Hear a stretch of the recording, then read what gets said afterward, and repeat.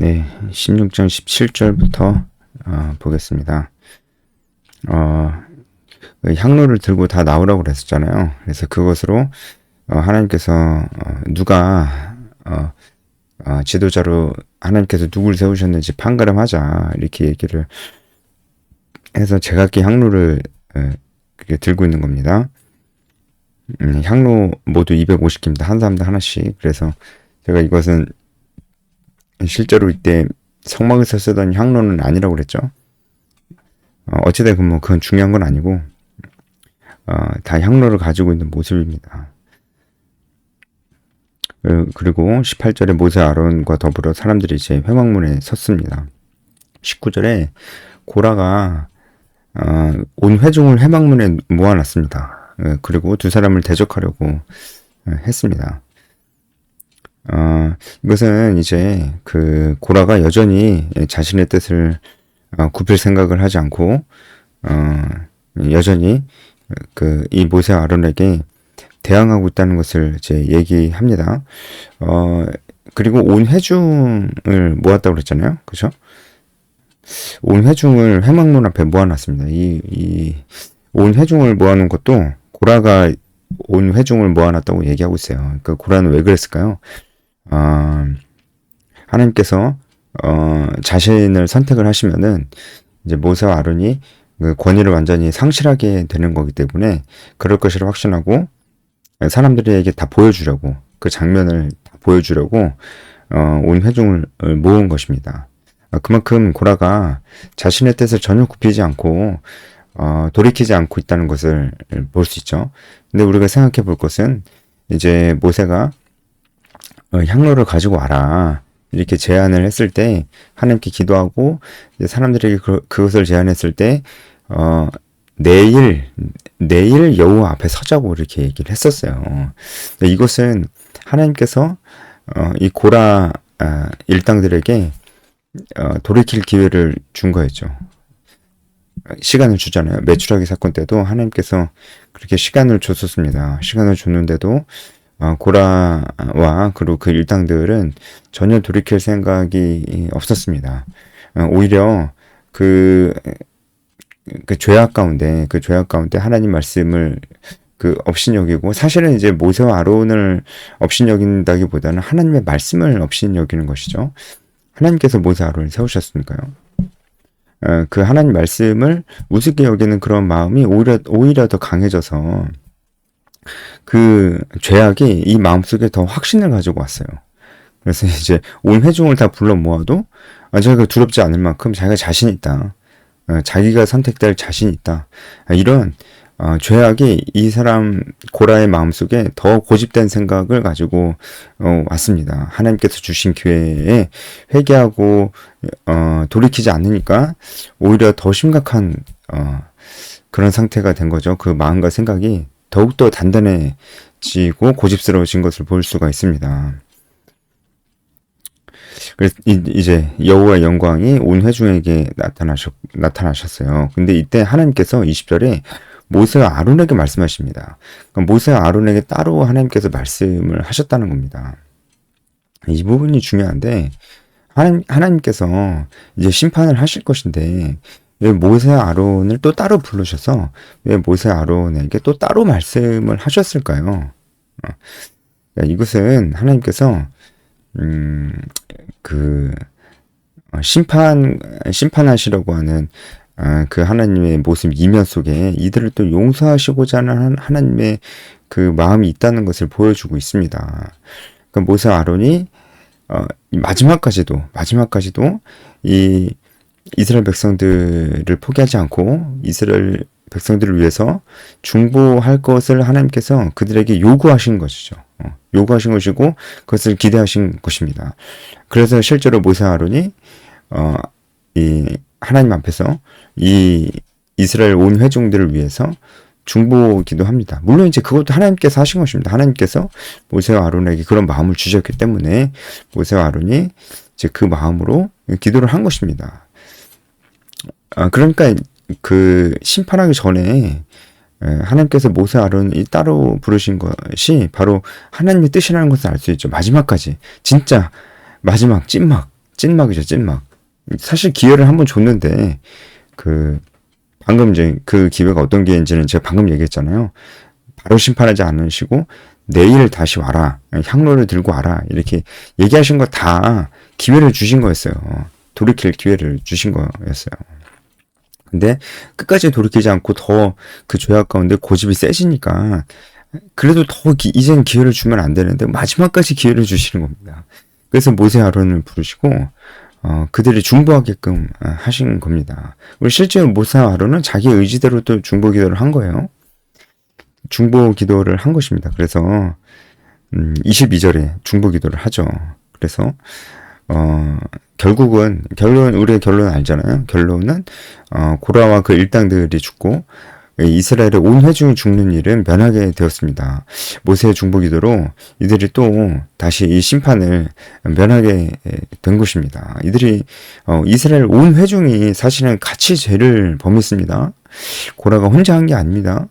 250명의 그 지도자들이 함께 이 반역에 동참을 했다는 것은 온 이스라엘 회중이 함께 동참했다는 것과 거의 다름이 없어요.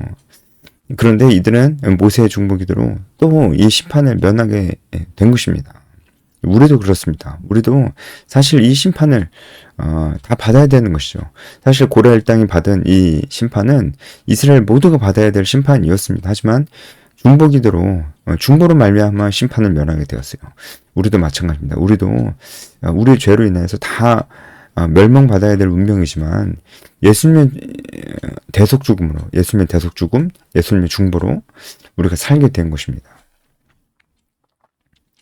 그래서 하나님께서 모세의 중보 기도를 들으시고 온 회중을 멸절시키시지는 않기로 하셨습니다. 그리고 이제 고라 일당들만 멸절시키기로 하셨죠. 이제 24절에 고라와 다단과 아비람의 장막 사방에서 떠나라. 떠나라 이것은 이제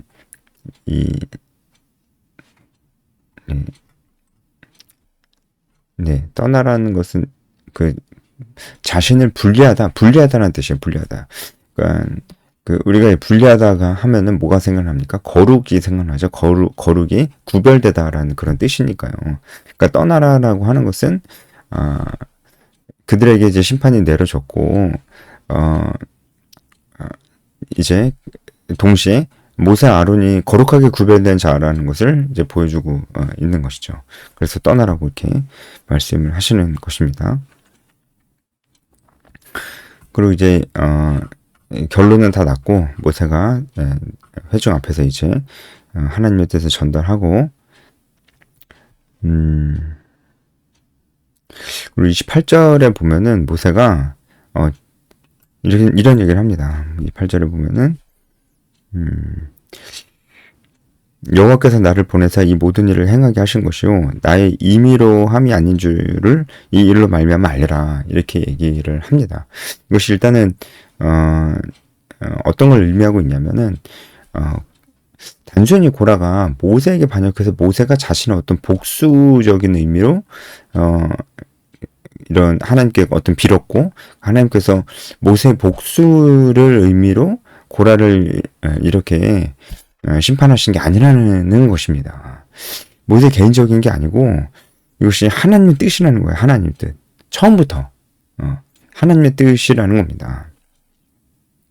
모세도 내가 어떠한 것이 중요한 게 아니고 하나님께서 나를 보내사 이 모든 일을 행하신 겁니다. 그러니까 내가 행한 게 아니고 하나님께서 그렇게 하신 것이다라는 것을 강조하고 있는 겁니다. 그러니까 이 강조점이 의미하고 있는 바는 결국 고라 일당들은 모세를 반역한 게 아니고 하나님을 반역했다라는 것을 얘기하고 있는 것이죠.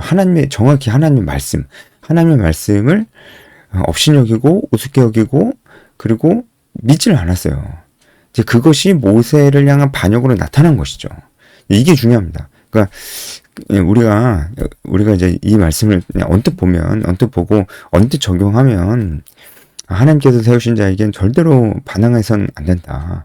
이렇게 적용을 하잖아요. 그 적용이 맞는 것입니다. 그래서 이제 교회 직분자들이나 이제 영적 리더들이나 목사님이나 사역자들이나 그러니까 사역자가 아니더라도 이제 리더들에게 순종해야 됩니다. 그게 맞는 거죠. 맞는 겁니다. 근데 이 말씀을 보면서 절대로 순종해라. 그리고 이제 그 절대로 반역하면 안 된다. 이런 얘기를 할 수 있는데 그것도 맞는 말이지만 그것보다도 앞선 것이 있어요. 하나님의 말씀입니다. 하나님의 말씀. 하나님의 말씀이 먼저인 거예요. 그러니까 모세를 반역해서는 안 된다. 단순히 그게 아니고요. 하나님의 말씀에 순종해야 된다가 강조점이 있는 거라고요. 그러니까 이 말은 뭐겠습니까? 모세가 하나님 말씀에 순종하지 않으면 거기에 대해서는 반역을 할 수 있다는 거예요. 그래서 모세가 지금 그 부분을 강조하고 있는 거예요. 지금 이게 나를 반역해서 생기는 문제가 아니고 너희가 하나님을 반역해서 하나님의 말씀을 너희가 믿질 않아서 어떤 말씀을 안 믿었어요? 지금 벌써 뭐 하나님 말씀 많이 안 믿었는데 어떤 말씀을 믿지 않은 겁니까? 결국은 가나안 땅에 들어갈 수 있을 것이라는 그 말씀을 믿질 않는 겁니다. 그러니까 불만이 생기고 사람들이 계속 죽는 것에 대한 것에 불만이 생기고 제가 이 얘기는 저번에 했죠. 가나안 땅에 들어갈 수 있을 것이라는 믿음이 없는 거예요. 하나님께서 하나님의 백성 삼아 주셨다는 믿음도 없는 겁니다. 그리고 더 중요한 거는 자기들이 원래 죄인이고 원래는 죽어야 되는 자기들이 죄인이라는 것에 대한 믿음도 없는 겁니다. 그걸 인정하지도 않는 거고요. 그리고 이제 하나님이 가나안 땅에 인도해 주실 거라는 출애굽 2세대를 인도해 주실 것이라는 그런 믿음도 없는 것입니다. 그러니까 애굽을 가리켜서 적과 꿀이 흐르는 땅이라고 이제 얘기를 하고 이제 그렇게 얘기를 하는 것이죠. 가나안 땅에 들어갈 믿음이 없으니까요. 그러니까 결국은 이들이 모세를 단순히 반역하는 게 아니고 하나님의 말씀을 믿지 않으므로 하나님 말씀을 믿지 않으니까 그 믿지 않음이 모세에게 반역하는 것으로 나타난 거예요. 그것을 지적하는 것입니다. 그러니까 우리가 이것을 어떤 영적 지도자들과 리더들을 순종해야 된다라는 것으로 한다면은 맞습니다. 그렇게 적용하는 게 맞는데, 우리가 이 부분도 절대로 잊지 말아야 될 것은, 단순히, 영적 리더에게 순종해야 된다라는 것을 얘기하고 있는 게 아니라고요. 그보다 더 중요한 것은 하나님 말씀에 순종해야 된다라는 것을 얘기하고 있는 것이고, 그 얘기는 영적 지도자들, 영적 리더들이라도 뭐 사역자들 다 똑같아요. 하나님 말씀에 벗어나면 반역을 할 수 있다는 겁니다. 그러니까 얘기를 해야 돼요. 그러니까 얘기를 해야 됩니다. 그거는 하나님 말씀에 비추어서 그게 맞냐, 그렇게 하는 게 맞냐, 아닌 것 같다, 이런 얘기들은 해야 됩니다. 해야 되고 리더들은 그 얘기를 듣고 피드백을 해야 됩니다. 그래서 결국은 리더를 포함해서 모두가 하나님 말씀에 순종하는 것이 맞는 것입니다. 그래서 우리 이제 영적 리더들과 지도자들, 사역자들은 이 민수기 16장을 이제 자기의 어떤 자기 자신을 정당화하려는 어떤 무기로 사용해서는 안 됩니다. 그러니까 봤지? 이 말씀 봤지? 고라가 반역했다고 어떻게 되는 거 봤지? 그러니까 나한테 반역하지 마. 그냥 단순히 이런 식으로 적용을 하면 안 된다는 겁니다. 말씀의 핵심은 하나님의 말씀에 순종하지 않음, 그것으로 인해서 고라 일당들이 심판을 받음, 여기로 초점을 맞춰줘야 된다라는 말씀을 제가 드리고 있는 것입니다. 이 부분이 가장 중요한 것 같아요. 확실히 지금 이 부분을 모세가 28절에 얘기하는 이 부분을 봐도 단순히 이것이 모세에게 반역한 사건이 아니라 하나님의 말씀을 믿지 않은 사건이다. 그래서 하나님의 심판의 이유가 됐다는 것을 얘기해주고 있는 거고요. 28절도 그걸 얘기해주고 그리고 30절도 그것을 얘기해줍니다. 30절에 이 사람들이 과연 여호와를 멸시한 것인 줄 너희가 알려라. 그러니까 이 사람들이 심판받는 이유가 여호와를 멸시해서 심판을 받는 것이다, 이렇게 얘기를 하잖아요. 여기서 멸시하다라는 말, 이 말의 뜻이 중요합니다. 멸시하다라는 말은 나아추라는 건데, 히브리어 나아츠입니다. 이것은요, 단순히 멸시하다라는 뜻이 아니고 은혜를 받았던 사람이 은혜를 잊어버리고 배신하는 것을 얘기합니다. 그런 용례로 쓰였어요. 그러니까 그런 의미에서 멸시하는 겁니다. 은혜를 받았음에도 불구하고 그 은혜를 배신을 해버리는 그런 행위를 얘기하고 있는 겁니다. 그러니까 이 사람들이 과연 여호와께 은혜를 받았음에도 여호와를 배신한 것을 너희가 알리라 이렇게 얘기를 하고 있는 거죠. 이게 맞아요. 고라 일당들이 하나님께 은혜를 이 광야 땅 가운데서 하나님께 그렇게 은혜를 받았었고 사실은 이제 금송아지 사건 때도 이 사람들이 있었을 것이고 메추라기 사건 때도 있었을 것이고 이제 사건들마다 있었을 것인데 그들이 원래는 그 자리에서 원래는 다 죽었어야 될 그런 사람들인데 그때도 이제 모세의 중보기도로 하나님의 은혜로 계속해서 살았습니다. 뿐만 아니고 뭐 만나 메추라기 구름 기둥과 불기둥 광야에서 하나님께서 주시는 모든 은혜를 이 고라 일당들도 다 사실 누렸던 것이죠. 이 은혜를 계속적으로 다 누리고 있었던 사람들이었는데 그 은혜를 받았음에도 불구하고 하나님의 그 말씀을 믿지 않고 계속해서 자신의 생각과 자신의 지혜를 하나님 말씀에 앞서서 두고 그래서 상식적으로 가나안 땅에 들어갈 수가 없는 것이고 들어가도 정복할 수 없는 것이다 이런 생각이 드는 것이고 그래서 우리를 자꾸 괴롭게 하는 모세 저 사람 뭐냐 이런 생각이 든 것이고 반역을 한 것입니다. 그래서 30절에도 결국 고라 일당의 죄악이 단순한 반역 사건이 아니고 하나님 말씀을 믿지 않고 하나님을 멸시한 것이다. 그 은혜를 받고서도 배신한 것이다. 그것이 근본적인 문제다.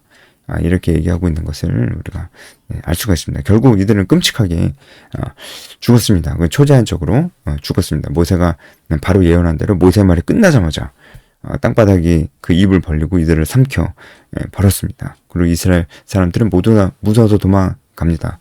결국 이들은 살았죠. 모세의 중보기도가 없었으면 이들도 다 죽었을 것인데 하나님의 은혜로 이들도 살게 된 것이고 250명도 불이 나와서 다 죽었습니다.